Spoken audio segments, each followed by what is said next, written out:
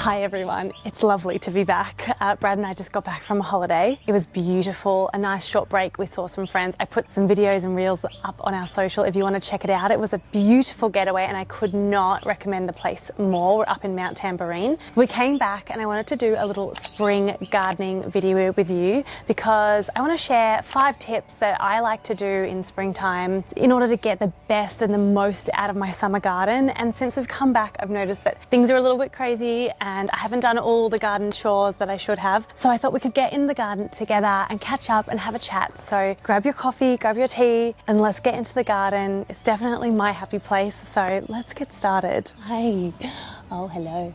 Tip number 1, you gotta always mulch your garden beds. I never mulched my garden beds and then I would always wonder why my plants weren't holding up in summer. It makes an enormous difference and something that you shouldn't skip. I used to always think that gardening was really just about buying new plants and putting them in, but realistically it's about how you look after and maintain your plants and your soil, and never ever forget your soil health. So we're gonna mulch.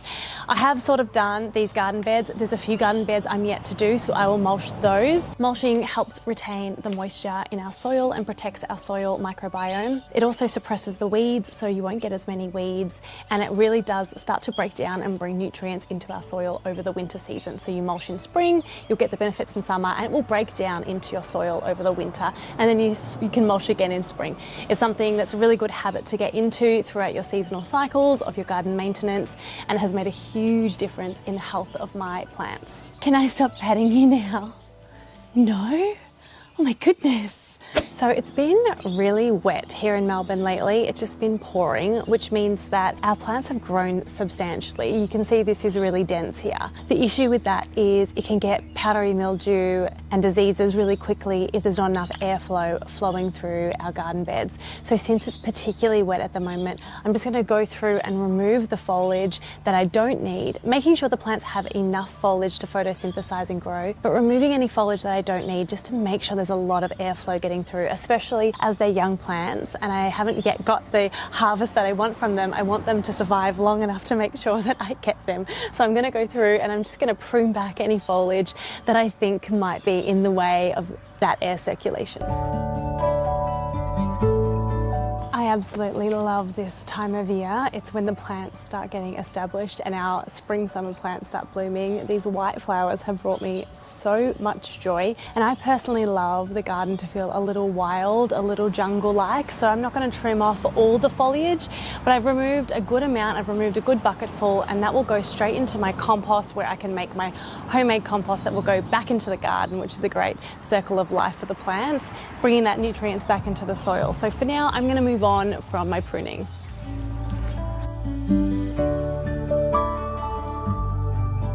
Tip 3 is to put straw, or you can put sugarcane on top of your veggie beds.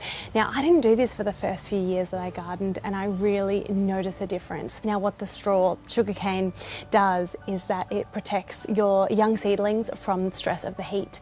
It keeps your soil moist, and it also breaks down into your soil and brings nutrients into your soil. It's really important that we protect our plants, especially when they're young, so they don't just dry up, especially in Melbourne heat. I've got some seedlings here waiting to be planted. I actually have a few more in the greenhouse, and so I want to prepare the soil so that they give them the best chance possible at surviving.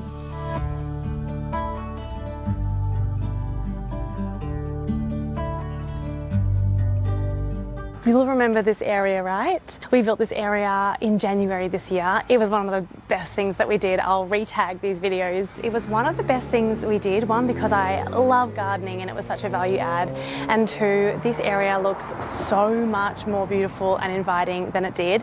And actually, now that I've had it for close to a year, what I can say is one of the best things that we did was add in this table and chairs, because I use it like a potting area, so I can pull things out of the greenhouse and I can pot them and repot them and fiddle with them, and it's just a really good area to have a workbench. We were very limited in the greenhouse size that we could put in here, and we got one that was the most perfect fit. My next tip is to make sure, if you have a greenhouse or a garden shed, that you're constantly cleaning it out and repotting things, moving things around, cleaning it up, because essentially basically what I have found is that if you leave things stagnant in there, little critters, pests will gather and they'll find places to hide, and it will essentially eat the things that I've put in the greenhouse. So we want to make sure it's cleared out, everything has a spot, and you don't just want to leave things piled up in there. One, it's not going to look good, of course, but two, it's just not functional. You won't be able to use the space that you've got. So I'm going to take a little bit of time, restack things, clean things out, and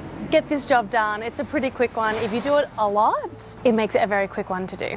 In this basket, what I like to do if I'm going to tie my plants up, rather than using wire, because that can harm your plant, like often it will cut into the plant as the plant grows, I like to use really old clothes. So this is an old shirt. You cut it up into strips and you create yourself ties, and these can obviously be used over and over again until they kind of disintegrate, but they're much softer on the plant, and because they have stretch, when the wind comes and the plant moves, you don't have wire digging into it, and if you forget about it, it will kind of just stretch and disintegrate with the weather, whereas the wires tend to dig into the plant, restricting its growth. So if you do have old clothes, it's a really good way to use them in the garden.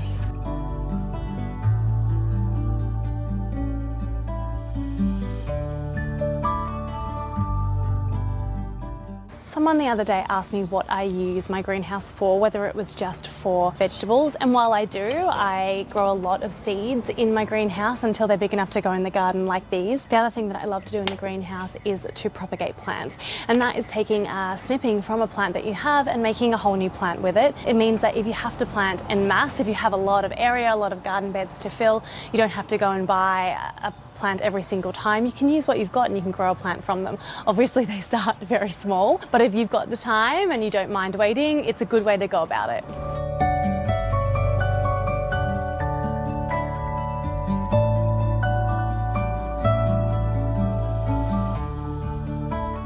Another job I need to do is make sure I split out or thin out my seedlings. I have so many tomatoes. They just went berserk while we were gone on holidays. I have so many tomatoes that need to be repotted. It's going to be a job for another day because I just need to sit down and repot them. But once I repot them, I'll put them on the top shelf, and I have been gifting so many people that I know with tomato plants coming into the season. In fact, my mum was like, please stop giving me tomato plants. I can't have any more. I've got nowhere to put them. I'm not going to waste them, so I'm going to find spots. I think I'll probably just start putting them into garden beds at this point. I love being able to give people plants, especially if they love veggie gardening as much as I do. It feels like a really beautiful gift to be able to give someone a seed that you grew into a beautiful plant that will give them food. It's a beautiful thing to be able to do for someone you love. My last tip is to go into your garden every morning and night just for 5 minutes. Water it, keep on top of it, look at it, notice the things, and that's how you're going to find your pests, your slugs, snails, caterpillars, and I just pick them off by hand as I go. The reason is I don't like chemicals in my garden, so if you want an organic garden, that's the best way to go. Come out every day, be obsessed with your garden, touch things, notice things, walk around. It's so good for your mental health. It's so good to slow down your life, even for 5 or 10 minutes a day. You're going to notice things about your garden before it gets too late. You'll notice if there's any disease on your plants. You'll notice when you need to trim things off, and you'll notice the pests. And so it's good for you. Summer's a time where you just really need to be on top of the garden. And so that's my final tip. It's like a prescribed bit of therapy. Go in the garden and just spend time with it. Don't take your phone, leave it inside. Touch leaves, smell things. Like the smell of tomato is the hallmark of what it is for me for Christmas and summer. Like I smell a tomato and I'm like, it's Christmas time, because I always garden around Christmas time. I'm always in my summer garden, and to me that just smells like of tomatoes and cucumbers and zucchinis. I hope you enjoyed gardening with me today. I actually have really loved going through these tips. They've prompted me. I need to go kind of out and redo it in every garden bed, but I think like these small things, they make a huge impact in our summer gardens. So thank you, and I'm so glad we could do this together, and I will see you in the next one. Bye.